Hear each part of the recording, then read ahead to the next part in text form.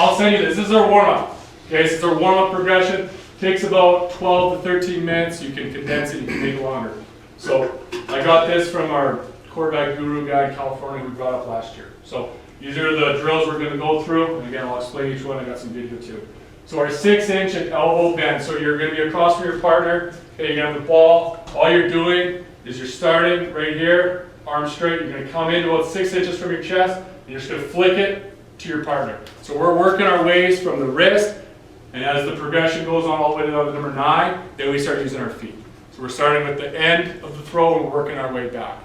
Okay, so if a coach hauls my partner, I'm here, I'm going to bring it in, I'm going to flick it, and again, all I'm focusing on is snapping the wrist. It's an explosive movement. It's not just, oh, we're just going through another stupid drill. Like, it's got to be powerful and explosive. And you got to turn your thumb over. Okay? So that's the 6-inch one. Once we get to elbow, okay, we're going to come actually over to the side, and then now we're getting to the elbow range. Same thing, same follow through. Just the angle's different. Like the angle for the thumb for the 6-inch one's here, elbow one's here. So we'll get to some video here. Okay? We can't bad enough anyone on video. We got 2 young guys here, like 13 and 1, who's now a receiver, which you'll see why soon. So let's watch 17, because he's been doing this all winter. This was, I think, fall camp, and this big hippie here. Watch these guys. These guys are doing a good job. Is he not a receiver? What's that? He's also moved now to tight end. Yeah, so you'll see why as well. Okay, so watch Josh in the middle. Okay, we're just doing 6 inches, so he's bringing the ball out.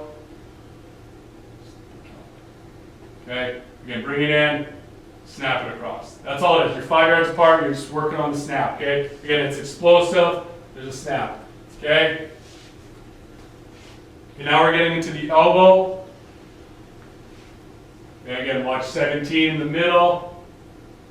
Okay, oh, there we go. Sorry, new cowboy here.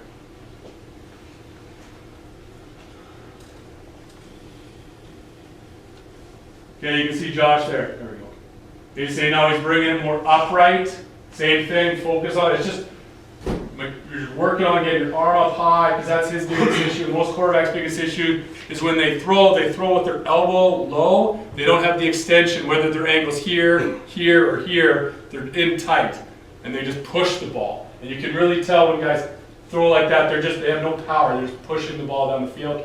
You don't really have a lot of luck like that. And that's most quarterbacks I've coached. Again, my coach, he was actually here, he was a great kid, Shirley. He was like that from grade 10. He's always pushing the ball. He was slowly getting better. And then by the time he finished, he was like, after, it was probably 8 years of his quarterback since grade 10, he's finally getting some good mechanics. That's obviously some good coaching here as well along the way. Okay? So again, we're exaggerating these things. Okay?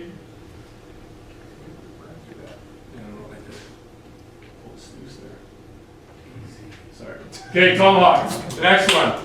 Okay, all we're doing is you're just coming straight up and straight down. Now there's no elbow bend, it's just straight arm, straight across. Okay? Again, same focus points. Okay?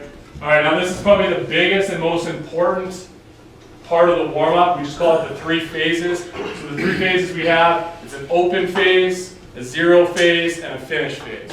Okay, so the open phase, you can't see my feet, and you'll see here, the open phase is all we're doing. If this is the ball, we're just going to open. So you're opening your foot, opening up, okay, with your arm, okay. What do I keep doing here? Sorry. Open up, the ball is back, and then you're going to go to the 0 phase, which is where your hips come through. The ball's here, your elbow's in lead, and that's the biggest thing. You always want your elbow leading the arm when you're throwing, okay. And then the finish phase is you're just doing the exact same last thing. Okay, so let's get to the video. That's all you guys want to see. Let's just skip that. Let's get right to the stuff. Okay, and as a coach, you can call it out or you can do it on their own. So right now we got Coach Bill who's kind of saying, okay, like open, 0, finish, and they're all in sync on cadence. So again, let's watch these guys. So JD in the middle here. Again, this is first day of training camp. Got these new quarterbacks and we're trying to teach them what we're doing here. Okay, and you can see Coach Bill leading with the elbow. That's the most important thing here. So open, okay, you can see open the front foot, you bring the ball back. That's the open phase, okay? Now he's gonna yell 0. And the big thing there is get your elbow in lead position and get the ball high. Again, we're exaggerating it, because when we get to game time, it's never gonna be like that. But if we can just tweak little things like this, 0, finish. Okay, are we good? Does that make sense? Okay, now the next progression on this is just to go from not like standing still, right to 0. So you're going to go through open and finish in 0, then follow through. So you skip the whole open phase, you just go right to 0. Okay? I don't know, I'm going to switch. I blame Reds. I don't know where I was.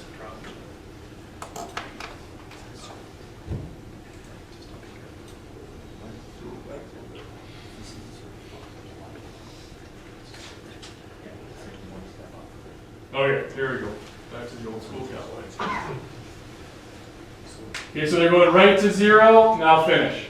So you just yell 0, you put the first 2 together, now you finish across. Okay? Alright, so that's the 3 phases. Okay, this next one we're going to do with part of the progression. Okay, it's called the arm circles. So you're standing across your partner, all you have the ball. All you're going to do is you're just going to do a big arm circle, and then on the second one is where you're going to go dip down, come through, and you're kind of putting all those phases together. One thing I was taught from Bill is what most people teach is just straight open throw, but you want to use that momentum to your advantage, right? So you're going to have the ball away from your chest, you're going to actually have a little bit of a natural dip down, you're going to dip the ball down to open, then come across. Okay, so that's all this is teaching. Okay, so you can see Josh, big arm circle. So he dips down. Okay, his front foot's terrible, but he's more focusing on his shoulders. Okay, so it just helps on that natural dip down the ball. Okay, because if you follow the ball path of any quarterback when they're throwing, they always have a bit of a natural dip, just to kind of get a little momentum going. So that's all this is kind of teaching. Okay, now the next part is you're just putting it all together. So you're standing about 10, 12 yards apart. You're just kind of standing there, and you're just focusing on like your hip coming through, your back hip snapping through. Okay. Okay. The next thing we do, so that's like our mechanics part of it. Now the biggest part for me, which I was talking about, is our footwork. And I don't know if there's any offensive coordinators in here or quarterback coaches in here. Our quarterback footwork is completely based on the play and what our read progression is. So we have, on drop back passes, we have 4 main drops that we do. Okay, we've got the punch plant, which is quick game, so that's 1, 2, get rid of it. We've got a quick 3, which is like a very quick 3-step drop. We have a controlled 3, which makes sense, a little more control, a little slower. And then the big 3 is slower and it always has a hitch, which we'll see. So what it's based off of, I got punch plants for like our quick game throws, like stick routes, hitch routes. Okay, our quick 3 is when your first read's like probably a 5 to 6 yard out, maybe to the field. We don't have a ton of those. Controlled 3s are when your first read progression is a seam throw. So it's all based on what the first progression is. Does that make sense? Okay. So I did this when I was at Regina, and I apologize, Mr. Lecker. I would just say to Shirley, just drop back and read it up. Like, that's the worst thing I've ever said to a player. And I told him that all the time. I was like, man, I'm sorry. Like, this is probably one of the smarter things I've done in my life, other than marrying the wife I have now. But the second smartest thing is, like, help the quarterback. It puts their mind at ease to be like, okay, I'm going to punch plant this throw here, just so they can think, I know I got to get rid of it quick. Or if your dig's your first read, then let's take a big 3, let's hitch it up. It's all about timing. I never want the quarterback standing there waiting for a guy or being like, oh my God, I don't know what I'm doing, right? So don't ever tell the quarterback just to read it up. Does it make a difference? Okay, gotcha. Absolutely. Does it make a difference if you're under center versus being on gun? We are, yes, 100%. 100%. We're like CFL, we're all shotgun. We don't go under center at all. If you're under center, it's going to be a little different. You probably won't have a punch plan. You'll probably start with a 3 because you got to separate yourself from the line, and then you'll probably have a 3 to 5 and a 7 step drop, right? But yeah, we're all shotgun, which has its negatives as well. But having Noah Pickton as quarterback for the last 4 years, he's 5'5", so you need to be in shotgun. So the guys we have now are a little taller. But yes, your footwork would change if you're under center. Okay, so now all we're doing here is now it's our angle throws.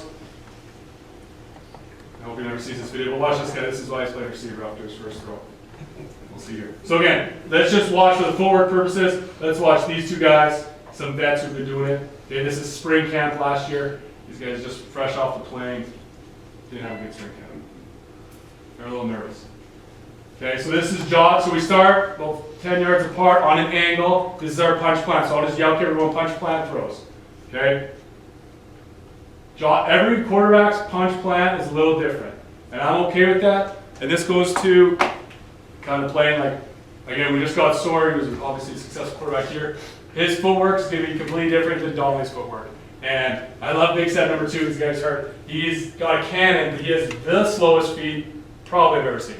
So his quick 3 is him literally just opening and standing there because his feet are so slow. Whereas Josh and the other guys have quick feet. So everyone's drop's different, but they got to find their drop and they have to start with their feet the same way every time. Because if Rum was watching the Hilltops quarterback and he's got his left foot back on all of his drops, but on quick game, he switches it up, that's something teams are going to tell on. And obviously, the higher level you go, they got more guys breaking down film and watching for that stuff. But that's my only non-negotiable, is your feet have to be the same on every play, whether it's a run, play action, whatever. Everything's got to look the same from the quarterback standpoint. You guys can't be the key. Make it be the O-line or the running backs. Okay, so we're just doing so Josh's punch plan, so he's punch, plant, ball's gone. Okay, then we got big hippie here, number 15 on the bottom. Okay, this is going to be a little different. 1, 2, out. Okay, so you get the idea. So you do a couple of those. Oh, there it is. Yeah. That's my boy Tommy. He's going to be a great receiver. I'm telling you. He's a little nervous. Yeah. Okay, so we do this, and we work our way further apart based on the footwork. Okay, kind of fast forward here. It's all one cut, of course. Okay, so we're doing this, and we're putting all the stuff we just worked on in mechanics. So we switch sides. Okay. Still rolling. Okay, so it kind of depends on how much time you got there. Just again, good Tom. Great guy.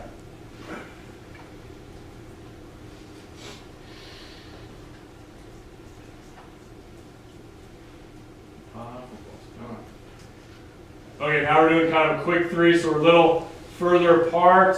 Now we're doing our quick 3 footwork. So it's crossover. There with the ball. And then again, if we start doing progressions, we'll add hitches and stuff like that. Okay, and then eventually these guys just back up, then we work to our controlled 3, which again, one thing Noel Picton taught me, which is from Mark Trestman, is offense, like the pass game in football, is just like, it's math and science. It's distance, it's velocity of the football, it's timing, in a sense it's a science, right? Because if this footwork gets you to this time and that route, and you want to throw this seam route at 18 to 22 yards, it's all time. That's what it is. Okay, especially in the straight drop back passes. Okay, again, these guys slowly start working back here. All right, now we're going to seam throw. So now we're doing kind of our controlled 3. Okay, Josh is swinging the guy. Okay, now they're doing their controlled 3. Again, all their controlled 3s are going to be different. They'll kind of, it's taken time for Josh to even figure it out. For all these guys, that's why it takes time to learn an offense. Everyone's feet are different, but as long as they're throwing the ball on time, that's going to be their thing. They'll kind of figure it out from there. Okay, of course I'm in the way here. That's Josh's controlled 3. So you guys kind of get the idea. We good on that? So again, you can go both sides. Again, the distance matters. You have to match up your first read progression with your footwork. It can't be a quick throw and you're doing a big 3. Because if you're late, 2 things are going to happen. You're going to throw a pick, which is terrible, or you're going to get the receiver killed because you're throwing it late into a hole and the hole is closing down. Okay? So you've got to throw on time. So you got to be ready. You got to time it up. That's like the whole point of in our pass game is having footwork tied to the progression because it helps them stay on time to their reads. So how we would do it is we'd go, okay, quick 3 to the quick out. If it's not there, you're going to hitch to the deep out and then hitch to the backside dig to the back. So they know if they do their 3 and that out's not there, they got to move on. Because that's one thing a lot of young high school guys do is they lock in on one guy, Rick Noah did with Mitch Pickett all the time. He would just lock in on him and stay on him, and then he's late, then he misses that window for the deep out, and then for the backside dig and all that. Okay, so it's all timing, especially in our offense.